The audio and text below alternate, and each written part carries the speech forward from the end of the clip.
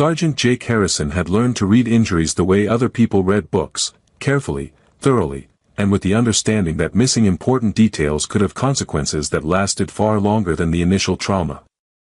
The embassy's medical wing on Zeland Prime smelled like antiseptic and ozone, a combination that always reminded him of field hospitals where split-second decisions determined who went home and who didn't. "Sergeant Harrison," Ambassador Chen said, her voice carrying the diplomatic weight of someone who'd spent years turning potential disasters into manageable complications, "I need you to understand that Princess Lyra isn't just another protection assignment." Harrison nodded, reviewing the security briefing on his tactical display while simultaneously cataloging the medical equipment available in the embassy's treatment facilities. Old habits from his combat medic days died hard, and he'd learned that the best protection often involved being prepared for medical emergencies as well as security threats. "The Zelonians consider personal protection a matter of honor and strength," Chen continued.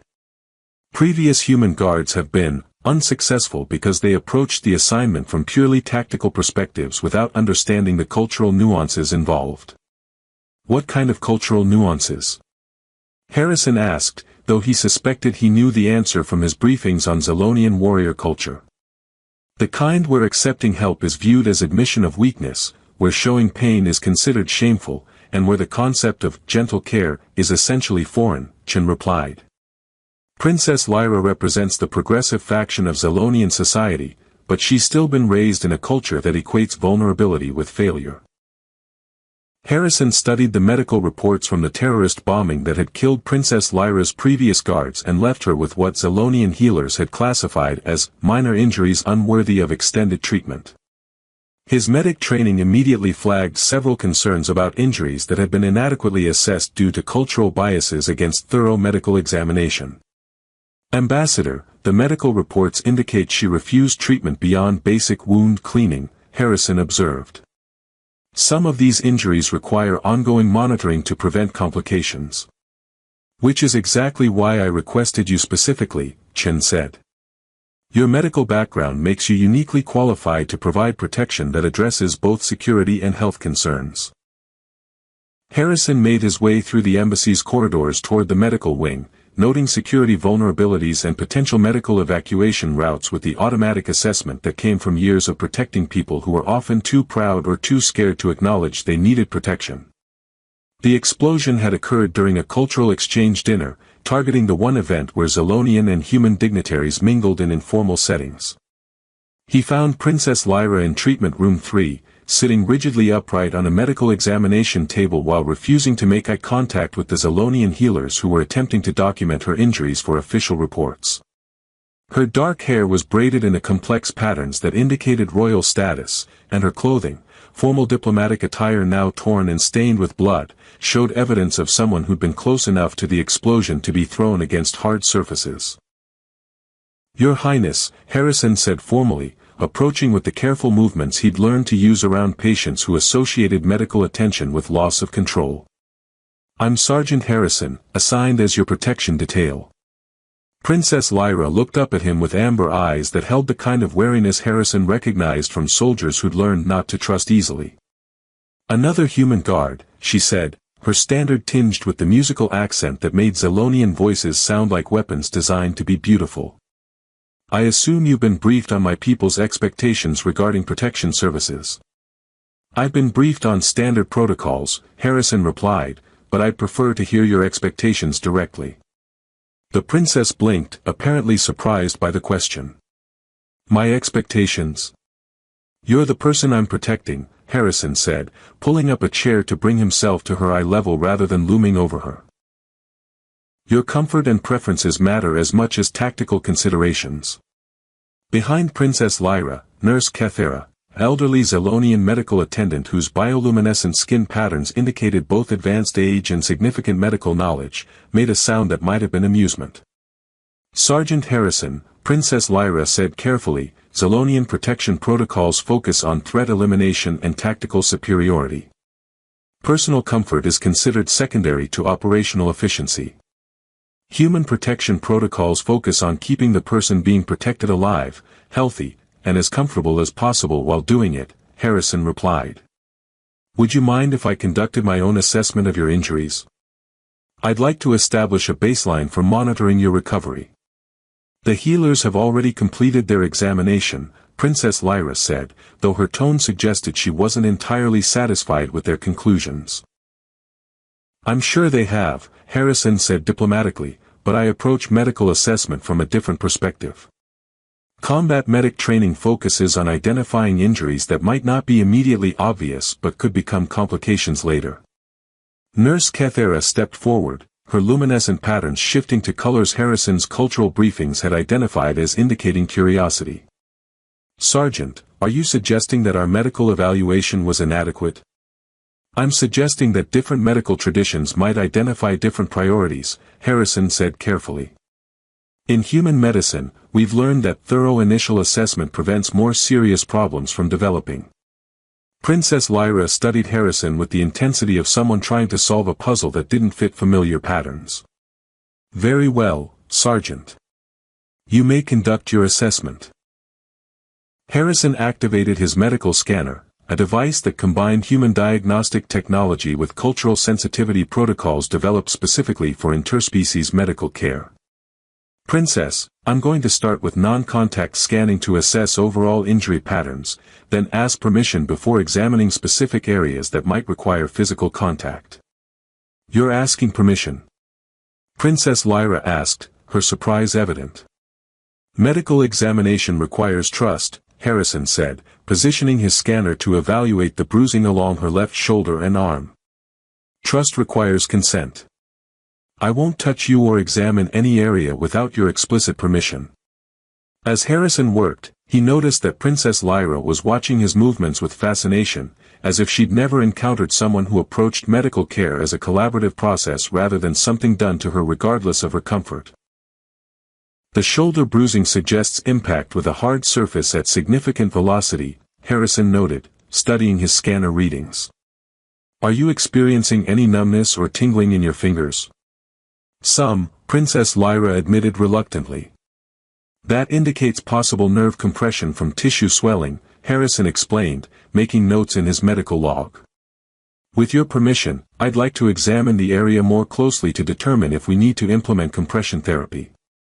Behind them, Nurse Kethera was watching the examination with growing interest, her skin patterns cycling through colors that suggested she was reassessing her initial impressions of human medical capabilities.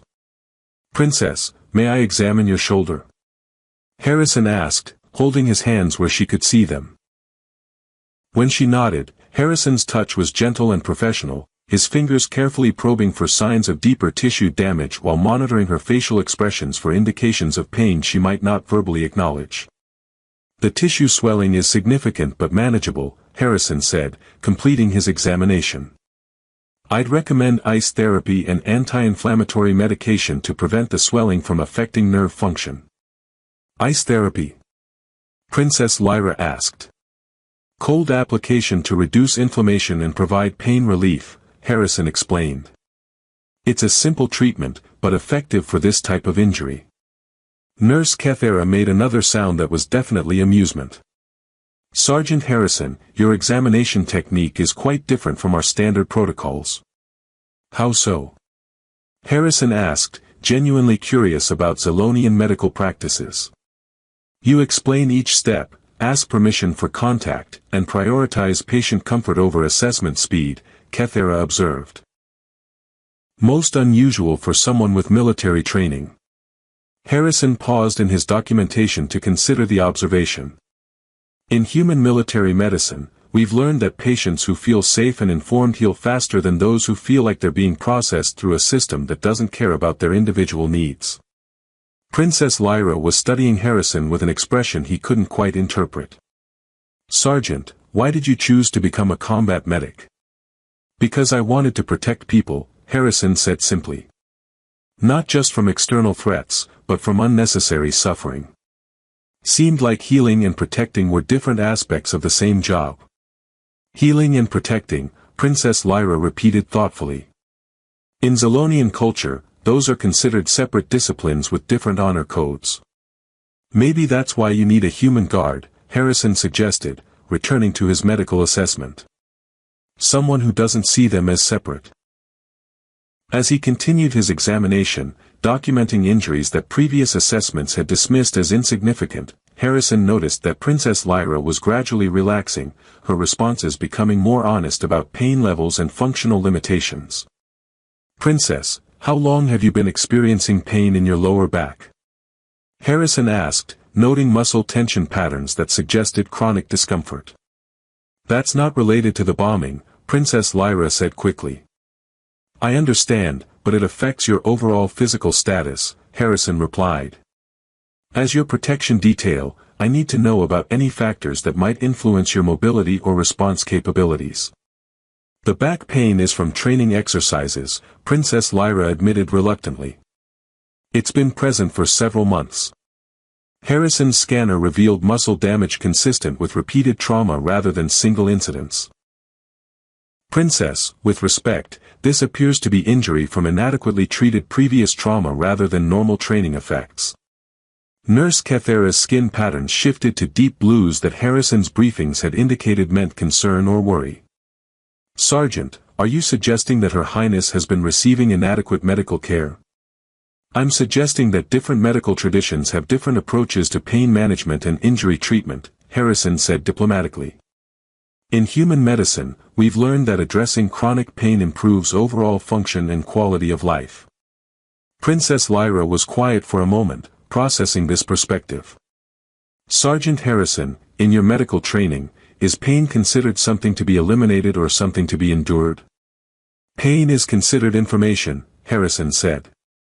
"It tells us what needs attention.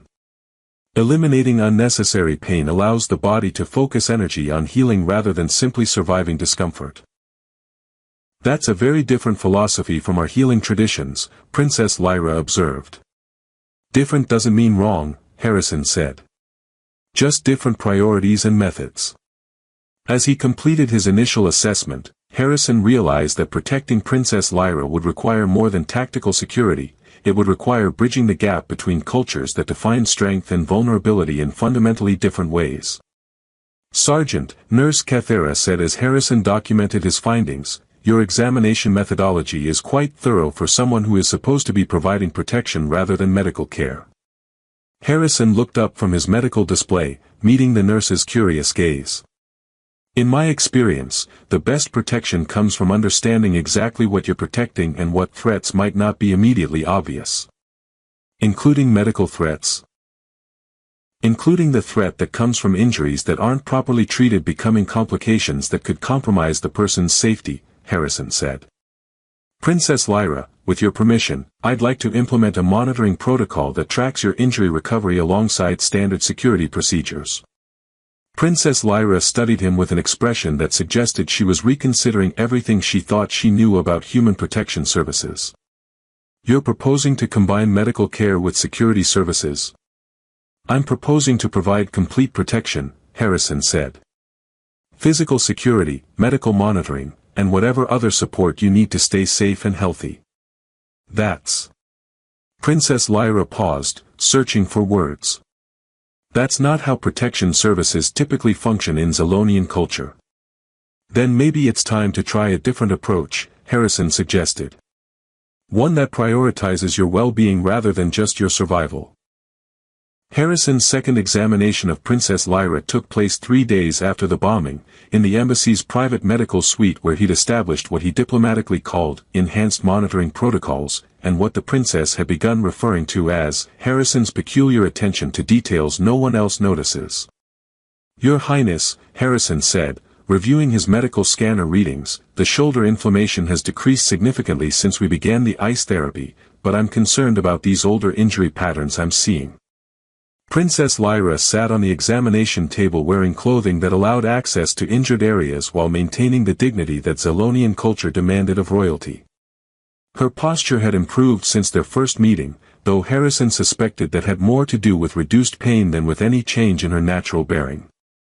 "Older injuries?" she asked, though her tone suggested she knew exactly what he was referring to.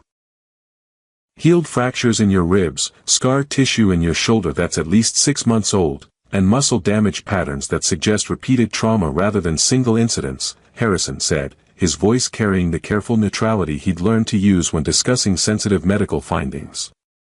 Princess, these aren't training injuries, they're evidence of inadequate medical attention following significant trauma. Nurse Cathera, who had taken to observing Harrison's examinations with the fascination of someone studying an exotic medical technique, shifted her bioluminescent patterns to the deep purples that indicated concern. Sergeant Harrison, are you suggesting that Her Highness has been deliberately neglecting medical care?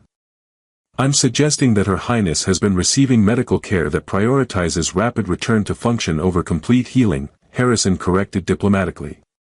The difference in approach creates different long-term outcomes. Explain the difference, Princess Lyra said, her amber eyes studying Harrison with the intensity she usually reserved for diplomatic negotiations.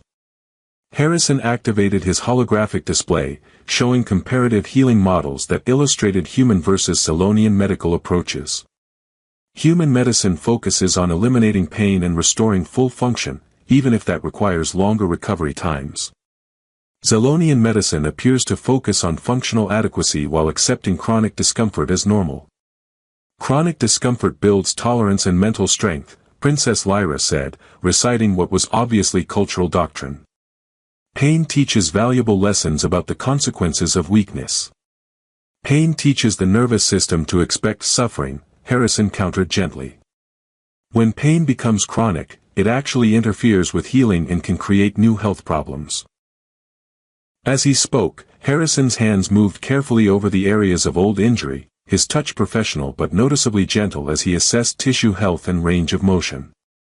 Princess Lyra watched his movements with fascination, as if she'd never encountered someone who approached medical examination as something that should be comfortable rather than endured. Sergeant, she said quietly, why do you touch injured areas so carefully? Zolonian healers are typically more direct in their examination techniques. Because unnecessary pain during examination serves no medical purpose, Harrison replied, checking her shoulder mobility. My goal is to gather information while causing as little discomfort as possible. Nurse Cathera made the sound that Harrison had learned indicated amusement. Too careful for a soldier, she observed, her skin patterns shifting to the golds and greens that suggested she was making important mental notes. Most military personnel approach medical procedures with efficiency rather than gentleness. I learned that efficiency and gentleness aren't mutually exclusive, Harrison said, completing his range of motion assessment. Patients who feel safe during examination provide more accurate information about their symptoms. Safe, Princess Lyra repeated, testing the word as if it were a foreign concept. Sergeant Harrison, do you believe medical examination should feel safe? I believe everything should feel as safe as possible, Harrison replied. Medical care, protection services, diplomatic negotiations, all of it works better when people feel secure and respected. Princess Lyra was quiet for several minutes as Harrison continued his examination, documenting the extensive evidence of previous injuries that had been inadequately treated. When she spoke again, her voice carried a vulnerability that Harrison suspected she rarely allowed others to hear. Sergeant, in Zolonian culture, accepting comfort during medical treatment is considered weak. Pain tolerance is viewed as a measure of worthiness for leadership positions. And what do you think about that philosophy? Harrison asked, adjusting his scanner settings to examine deeper tissue layers. I think, Princess Lyra said slowly, that I've spent so many years proving my pain tolerance that I've forgotten what it feels like to not hurt constantly. Harrison stopped his examination and looked directly at her, his expression serious. Princess, constant pain isn't a sign of strength, it's a sign of untreated medical conditions that could be resolved with proper care. Proper care meaning your human approach to pain elimination.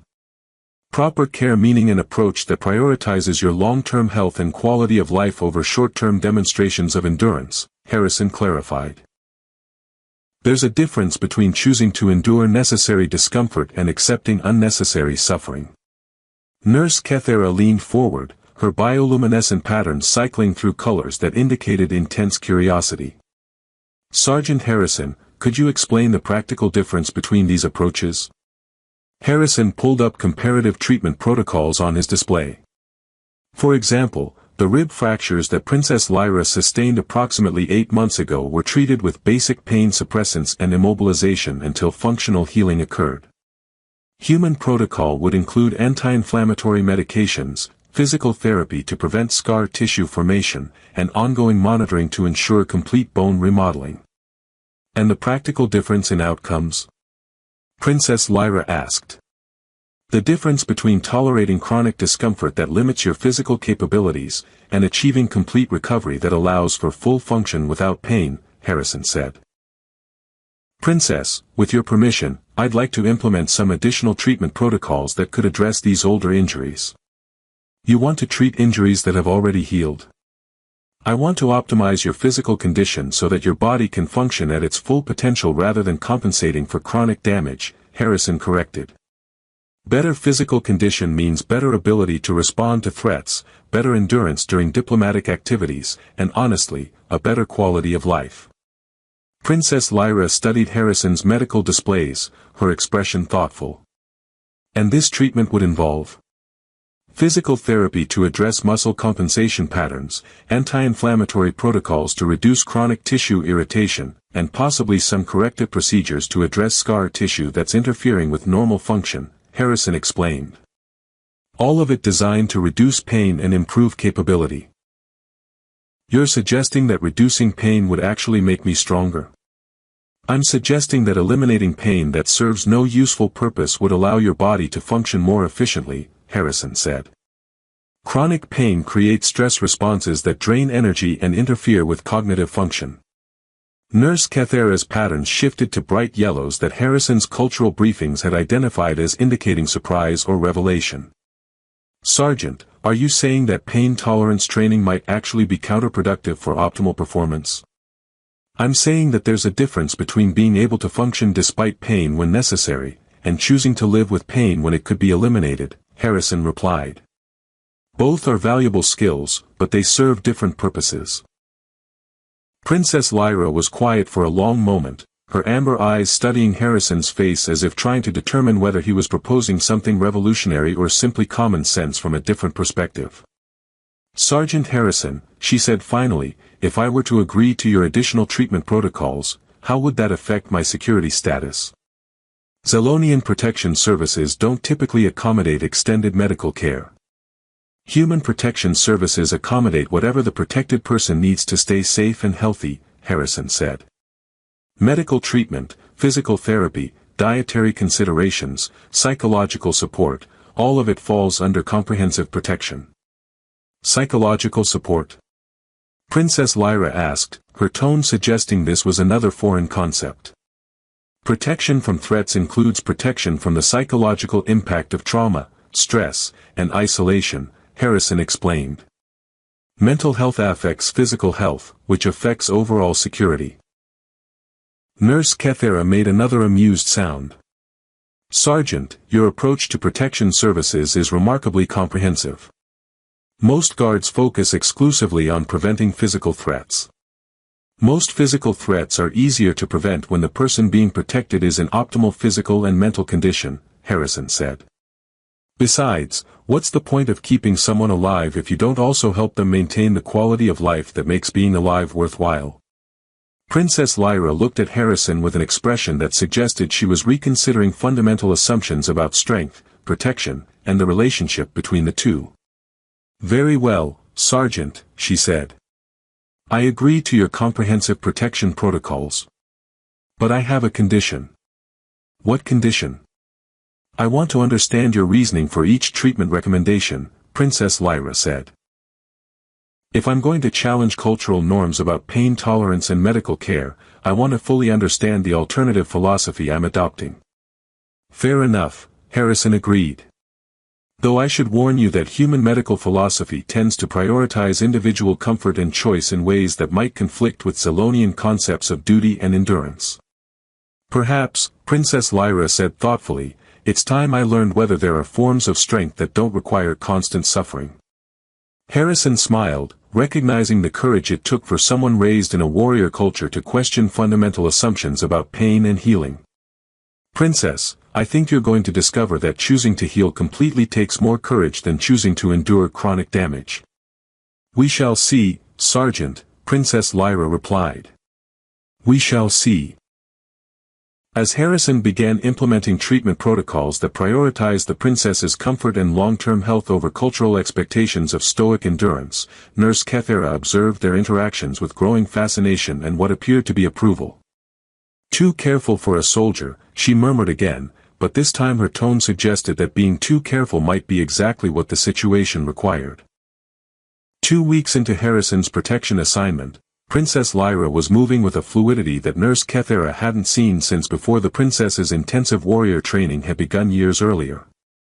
The combination of proper pain management, physical therapy, and what Harrison diplomatically called optimized recovery protocols had eliminated chronic discomfort that Lyra had grown so accustomed to that she'd forgotten movement could be effortless. "Sergeant Harrison," Princess Lyra said, entering the embassy's secure gymnasium where he was reviewing security footage from the morning's diplomatic meetings, "I need to discuss something with you." Harrison looked up from his tactical displays, immediately noting the tension in her posture that suggested either security concerns or personal discomfort.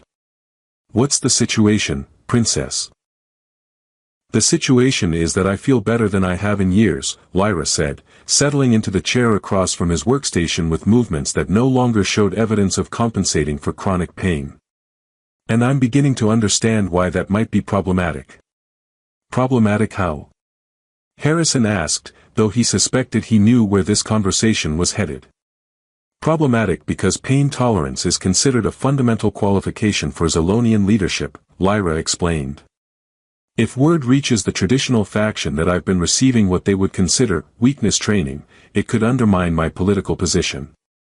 Harrison saved his security analysis and gave Lyra his full attention, recognizing that they were discussing threats that went beyond physical security into the realm of political survival.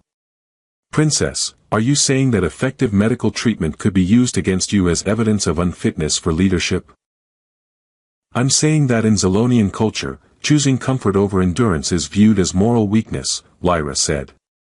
"The traditionalists already question my suitability for diplomatic roles because of my support for peaceful coexistence with humanity. And seeking medical care that eliminates pain would give them additional ammunition," Harrison concluded. "Exactly."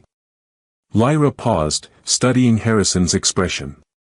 "Sergeant, I need to know whether you think the benefits of your treatment protocols are worth the political risks they create." Harrison leaned back in his chair, considering the intersection of medical ethics, personal protection, and interstellar politics. "Princess, do you feel stronger or weaker now that you're not dealing with chronic pain?" "Stronger," Lyra admitted. "Physically, mentally, emotionally. I have energy for diplomatic negotiations that I was previously spending on pain management. My cognitive function has improved. My emotional stability is better." "Then objectively, the treatment has made you a more effective leader," Harrison observed. "The question is whether Zolonian political culture values actual effectiveness or symbolic endurance." Before Lyra could respond, Harrison's security alerts activated with the urgent pattern that meant imminent threat to the protected person.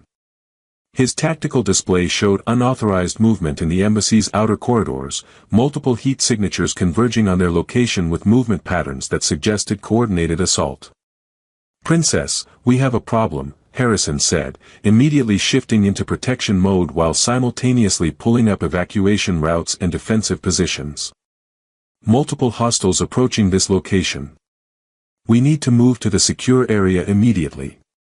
Lyra rose from her chair with the quick grace that Harrison's treatment protocols had restored, her body responding without the hesitation that chronic pain had previously caused. "How many?" "At least 6, possibly more," Harrison replied, guiding her toward the gymnasium's emergency exit while monitoring threat vectors on his tactical display. "They've bypassed external security, which means this is either an inside job or a very sophisticated operation." As they moved through the embassy's corridors, Harrison noted how differently Lyra responded to the emergency compared to their previous security drills. Without chronic pain limiting her mobility, she moved with confidence and speed, following his directions without the careful positioning that had been necessary when every movement caused discomfort. "Sergeant," Lyra said as they reached the secure checkpoint, their approach pattern suggests they're targeting me specifically rather than the embassy in general. Harrison paused in his security protocols to look at her with surprise. How do you know that? Because I've been trained in tactical analysis, Lyra replied. The traditionalist faction doesn't just question my political positions, they've been trained to evaluate threats and opportunities just as thoroughly as I have. Are you suggesting this attack is politically motivated rather than randomly targeting humans? Harrison asked, realizing that his understanding of the threat matrix might be incomplete. I'm suggesting that the traditionalists view my cooperation with human medical and security protocols as evidence that I've been compromised by alien influence, Lyra said. They may be staging this attack to demonstrate that human protection methods are inadequate. Harrison's tactical assessment immediately shifted as he realized they weren't just dealing with external threats, but with internal Zolonian politics that could turn a security situation into a test of competing cultural philosophies. Princess, if this is a politically motivated demonstration, what are the rules of engagement? Harrison asked. Am I protecting you from actual assassination attempts, or from a political theater designed to discredit your positions? Both, Lyra said grimly. In traditionalist political philosophy, there's no meaningful distinction between political defeat and physical elimination. The first explosion came from the embassy's main entrance, followed by the distinctive sound of Zolonian energy weapons discharging in controlled patterns.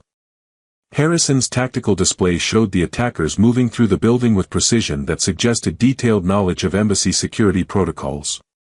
They know our defensive positions, Harrison observed, guiding Lyra through backup corridors toward the embassy's most secure area. This level of intelligence suggests either significant surveillance or insider information. Or both, Lyra said. Sergeant, I need to tell you something that might affect your protection strategy. What? The lead attacker is probably my cousin Thane, who represents the traditionalist military faction, Lyra said as they reached the embassy's secure communication center. He's been trained in the same tactical systems I have, and he knows my movement patterns and decision-making processes. Harrison felt his tactical situation shift from difficult to nearly impossible as he realized he was protecting someone from family members who knew her as well as he was beginning to. Princess, when you say lead attacker, are we talking about someone who wants to kill you, or someone who wants to capture and interrogate you? We're talking about someone who wants to prove that cooperation with human culture has made me weak and unfit for leadership, Lyra said. The methodology he chooses to prove that point may vary depending on how the situation develops. The second explosion came from much closer, and Harrison's displays showed multiple heat signatures surrounding their position. He activated the embassy's emergency protocols while simultaneously calculating defensive options that would protect Lyra without necessarily resulting in the death of her family members. Princess, I need to know how you want me to respond if your cousin attempts to physically remove you from embassy protection, Harrison said, checking his weapon systems and defensive equipment. I want you to protect me using whatever methods you think are necessary, Lyra said firmly. But I also want you to understand that how you protect me will be evaluated as evidence of whether human security methods are superior to traditional Zolonian approaches. Harrison paused in his preparations to look directly at Lyra. Are you telling me that this entire situation is a test of competing protection philosophies? I'm telling you that everything about our relationship has been a test of competing cultural philosophies, Lyra said. The medical treatment, the security protocols, the way you've approached protection as collaboration rather than control, all of it represents a challenge to traditional Zolonian concepts of strength and leadership. The third explosion breached the secure area's outer defenses, and Harrison's displays showed Thane's assault team preparing for direct confrontation. As Harrison implemented final defensive protocols, he realized that the next few minutes would determine not just Princess Lyra's physical safety, but the future of human-Zolonian relations and possibly her own political survival. Princess, Harrison said, positioning himself between Lyra and the approaching threat while maintaining visual contact with multiple entry points, I want you to know that regardless of the political implications, my priority is keeping you safe. I know, Lyra said, and Harrison caught something in her voice that suggested their weeks of working together had created trust that went beyond professional obligation. Sergeant, whatever happens, I want you to know that your approach to protection, the medical care, the attention to my comfort and choices, the way you've treated me as a person rather than an object to be guarded, has shown me possibilities I didn't know existed." Before Harrison could respond, the secure area's main door exploded inward with the controlled precision of someone who knew exactly how much force would breach defenses without causing structural collapse. Through the smoke and debris, Harrison saw a figure in advanced Zolonian combat armor that made Princess Lyra's formal diplomatic clothing look like children's dress-up costumes. "Cousin Lyra," came a voice that carried the mechanical enhancement of military-grade vocal amplifiers, "you will come with us immediately. Your association with human weakness training has compromised your fitness for diplomatic responsibilities." "Cousin Thane," Lyra replied, her voice steady despite the weapons pointed in her direction, "I'm under the protection of the human embassy, and I choose to remain here." "Choice," Thane said, the word carrying contempt that translated clearly across species barriers, "is a luxury for those strong enough to enforce their decisions. Your human protector represents collaborative weakness rather than decisive strength." Harrison stepped forward, his movements careful and non-threatening despite having his weapon ready for immediate use. "Sir, Princess Lyra is under diplomatic protection. Any attempt to remove her from embassy premises would constitute an act of aggression against human territory." "Human territory," Thane repeated with amusement. "Sergeant, your protection protocols have already failed. We penetrated your security, bypassed your defenses, and reached the person you were tasked to protect. By any reasonable measure, your methods have proven inadequate. By reasonable measure, your methods have proven that you're willing to use overwhelming force against a diplomatic facility," Harrison replied evenly. "That says more about your approach to problem-solving than about the effectiveness of embassy security." "Interesting perspective from someone whose protection philosophy prioritizes comfort over capability," Thane said, his weapon systems targeting Harrison with the efficient precision of someone who'd been trained to eliminate threats quickly. "Tell me, Sergeant, has your gentle medical care made my cousin stronger or weaker?" Harrison glanced at Princess Lyra, noting how she stood without the pain-induced tension that had characterized her movements when they first met, how her responses to the crisis showed the quick thinking that chronic discomfort had previously interfered with. "Your cousin is stronger, faster, and more cognitively capable than she was 2 weeks ago," Harrison said. "The question is whether you define strength as the ability to endure unnecessary suffering, or as the ability to function at optimal capacity." "Optimal capacity?" Thane moved closer, his armor's targeting systems maintaining weapon lock while his body language suggested someone preparing for physical confrontation. "Sergeant, optimal capacity for a Zolonian leader requires the ability to make difficult decisions without being compromised by concerns for personal comfort." "And what difficult decision do you think I'm avoiding?" Princess Lyra asked, stepping partially around Harrison despite his protective positioning. "The decision to choose effective medical care over symbolic pain endurance. The decision to work with humans who treat me as an intelligent partner rather than a political symbol. The decision to prioritize Zolonian strength over alien weakness training," Thane replied. "Cousin, your human protector has convinced you that reducing pain makes you stronger, but strength comes from overcoming pain, not avoiding it. Strength comes from choosing the most effective path toward your goals," Lyra said, her voice carrying the authority that Harrison had learned to recognize as her natural leadership presence. "My goals include successful diplomatic relations with humanity and the development of Zolonian society beyond pure military culture. Goals that require you to abandon fundamental Zolonian values," Thane said, his weapon systems shifting to target Princess Lyra directly. "Values that include the understanding that leaders must be stronger than those they lead." Harrison felt his tactical assessment shift as he realized that Thane wasn't planning to capture Princess Lyra, he was planning to eliminate her as a political threat while demonstrating that human protection methods were inadequate to defend Zolonian royalty.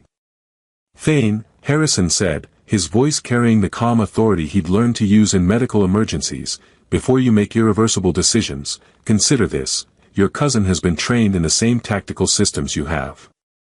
The reason you were able to breach embassy security isn't because our methods are weak, it's because she provided you with the intelligence you needed to plan this operation. Explain, Thane said, though his weapon targeting remained locked on Princess Lyra. Princess Lyra knew you would come, Harrison continued, maintaining eye contact with the heavily armed Zalonian. She knew you would interpret her medical treatment as weakness, and she knew you would attempt to prove your point through demonstration of superior force.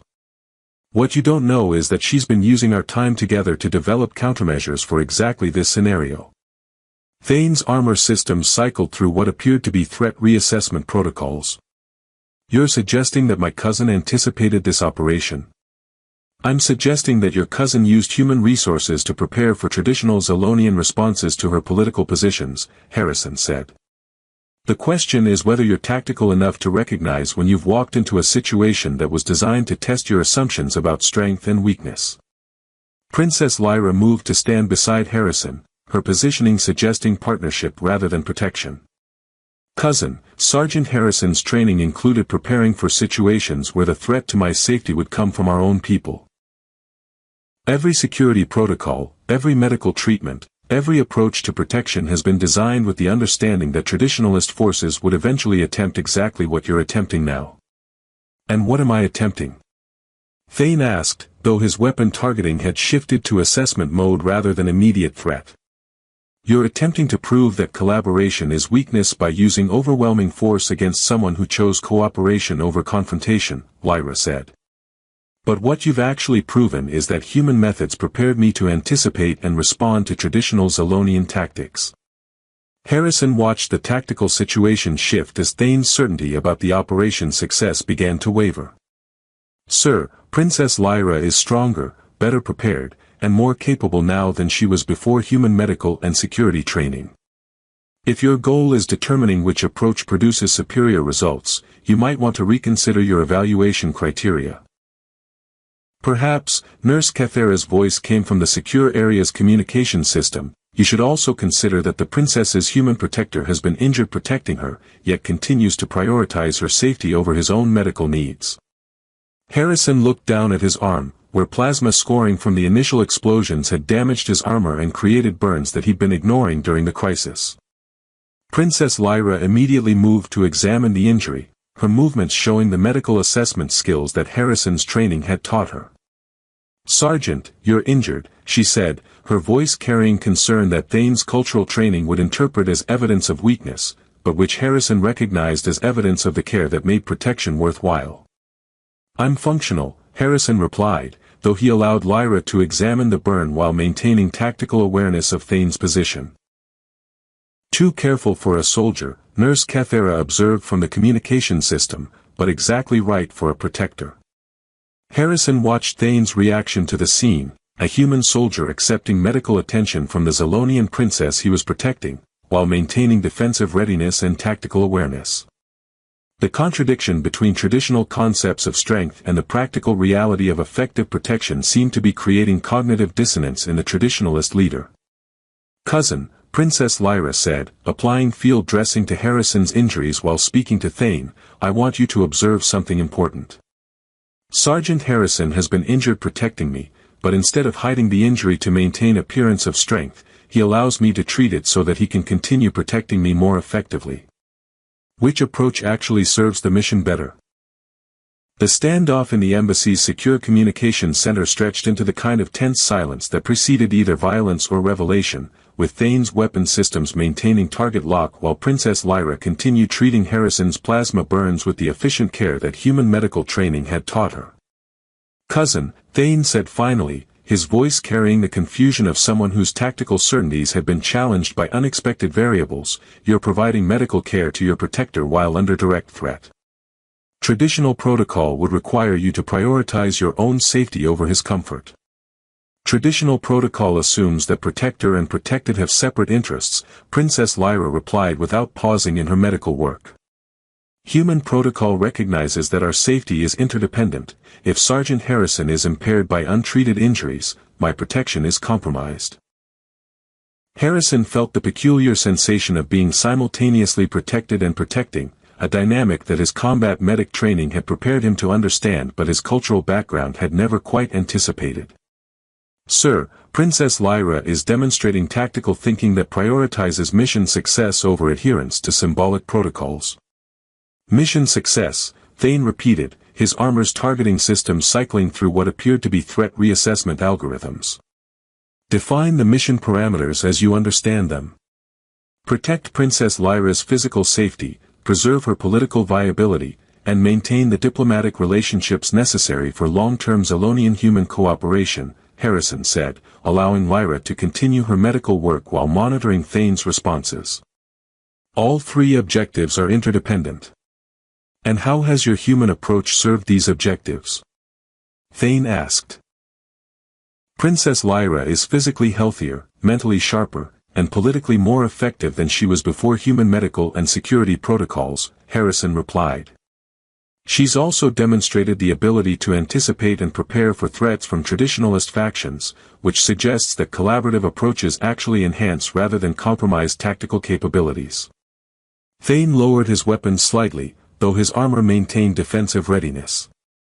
Cousin, explain your political calculations regarding this alliance with human methods. Princess Lyra completed her treatment of Harrison's injuries and stood to address Thane directly, her posture showing the confidence that came from pain-free movement and the support of someone who prioritized her well-being over cultural expectations. Thane, the traditionalist faction views any cooperation with human culture as contamination that weakens Zolonian values, she said. But what if cooperation actually strengthens our capabilities while preserving our essential identity? Explain. Sergeant Harrison's medical treatment eliminated chronic pain that was interfering with my cognitive function and physical performance, Lyra continued. His security methods taught me tactical approaches that complement rather than replace Zolonian training. His protection philosophy showed me that strength can include the wisdom to accept help when it improves overall effectiveness. And what have these lessons cost you? Thane asked. They've cost me the illusion that suffering is inherently valuable, Lyra replied. They've cost me the belief that accepting care represents weakness. They've cost me the assumption that Zolonian methods are superior simply because they're traditional. Harrison watched the exchange with growing understanding that this confrontation represented more than personal or political conflict. It was a collision between fundamentally different concepts of strength, leadership, and the relationship between individual and cultural identity. Thane, he said, stepping forward to stand beside Princess Lyra in a gesture that emphasized partnership rather than protection, I'd like to propose something that might resolve the apparent contradiction between traditional Zolonian values and collaborative human approaches. Propose what? A demonstration, Harrison said.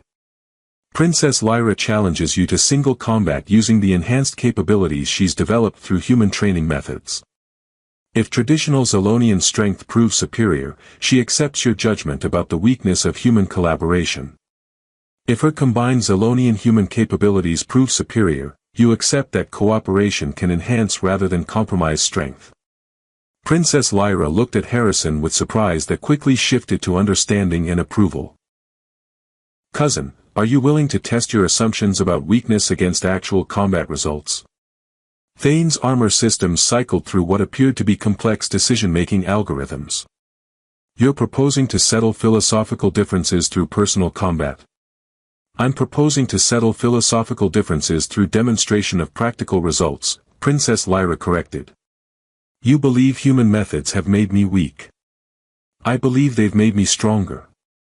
Combat will provide objective data about which assessment is accurate. And the stakes? Thane asked.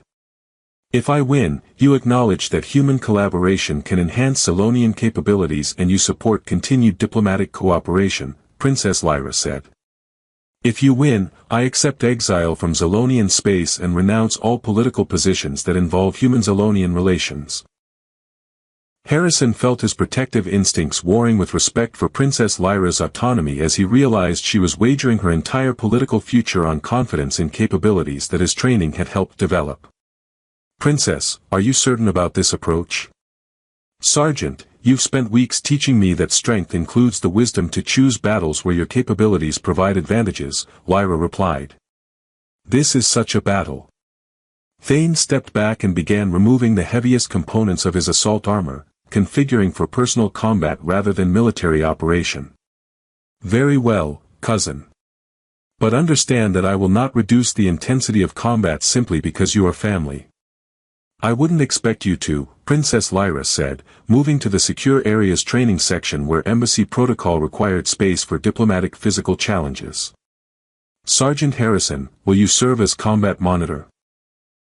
Of course, Harrison said, though privately he was calculating medical response protocols for injuries that might result from combat between trained Zalonian warriors. Standard diplomatic combat rules, or traditional challenge protocols. Traditional challenge protocols, both cousins said simultaneously, their voices carrying the formal authority of people invoking ancient cultural procedures. As the cousins prepared for combat, Harrison activated medical monitoring systems and positioned emergency care equipment where it would be immediately accessible. Nurse Kathera's voice came through the communication system with what sounded like anticipation mixed with concern. Sergeant Harrison, she said, are you prepared for the possibility that traditional Zalonian combat training might prove superior to your enhanced medical and tactical approaches? Harrison watched Princess Lyra moving through warm-up exercises with the fluid grace that pain-free joints and optimized muscle function had restored, her movements showing integration of human flexibility training with traditional Zalonian combat techniques. I'm prepared for the possibility that I've been wrong about everything, he admitted. But I'm confident that Princess Lyra is stronger, faster, and more capable now than she was before human training methods. The question is whether those improvements translate to combat advantage against traditional techniques. The formal combat began with the ritual exchanges required by Zalonian challenge protocols, both cousins acknowledging ancestral traditions while preparing to test competing philosophies through physical demonstration. Harrison monitored vital signs, movement patterns, and tactical choices while mentally preparing for medical intervention if either combatant sustained serious injuries. What became apparent within the first few exchanges was that Princess Lyra's enhanced physical condition translated directly into combat advantages that Thane's traditional training hadn't anticipated. Her improved flexibility allowed for attack angles that traditional defensive patterns couldn't counter. Her pain-free movement enabled sustained effort without the compensation patterns that chronic injury created. Her enhanced cognitive function, freed from the constant background of managing discomfort, allowed for tactical innovations that surprised her traditionally trained opponent. Impossible, Thane said during a brief pause in combat, his voice carrying genuine confusion.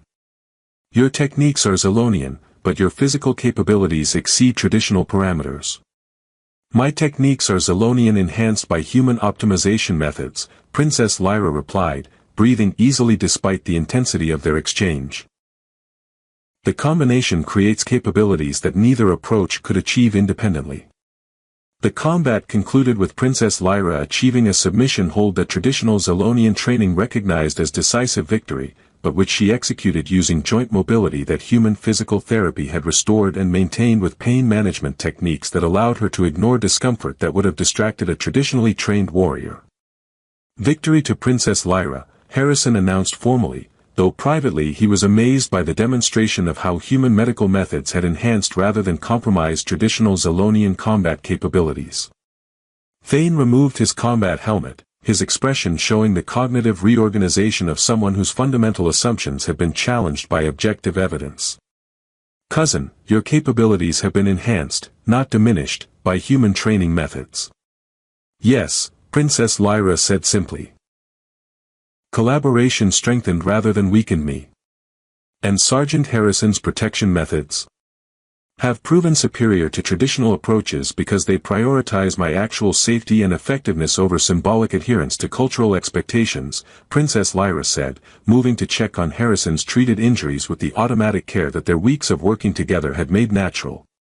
Thane studied the interaction between Princess Lyra and her human protector, noting how their cooperation had created mutual enhancement rather than dependency. Perhaps, he said slowly, traditional evaluation criteria require updating. Perhaps, Princess Lyra agreed, strength includes the wisdom to recognize when cooperation creates better results than isolation. Harrison watched the resolution of the crisis with the satisfaction of someone whose unconventional methods had proven effective not through force or manipulation, but through patient demonstration that different approaches could enhance rather than compromise traditional values. Too careful for a soldier, Nurse Kethera observed from the communication system, but exactly right for someone who understands that the strongest protection comes from caring enough to help someone become their best possible self. 3 months later, Harrison stood in a newly established Joint Diplomatic Protection Training Center, where human medical and security methods were being integrated with Cylonian tactical traditions to create protection protocols that served the actual needs of diplomats rather than the symbolic requirements of competing cultural philosophies. Princess Lyra approached him carrying reports from the latest group of traditionalist warriors who had requested training in enhanced capability methods that combined the best of both cultures. Any regrets about challenging traditional approaches? Harrison asked, noting how she moved with the confident grace that optimal physical condition made possible. Only the regret that it took a crisis to demonstrate that caring for someone properly makes them stronger rather than weaker, Princess Lyra replied, settling beside him to review training protocols that would help other diplomatic teams discover the advantages of collaboration over competition. And us? Harrison asked quietly. Any regrets about how personal our professional relationship became?